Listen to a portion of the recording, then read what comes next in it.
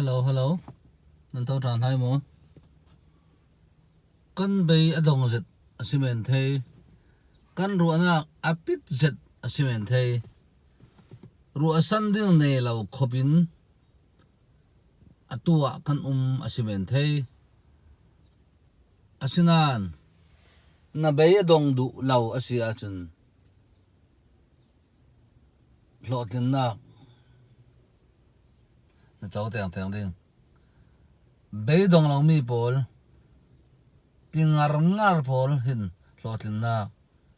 Amu atang piasi. Kan bay dong lau hi apoy mo zet. Atua kan ruana apit zet. Le kan zawe sang. Vang kan zawe pit. Ta cement thei. Unaw sung khatin in nol ta si thei. Mo punin kan ruana pit takin. Nun man kan ay non lau. Titan ruat ta cement thei.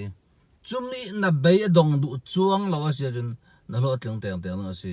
Timi ka. Ta dang ram pek tu si. Bay dong du lau pol hi an lo teng pi. Lungoy.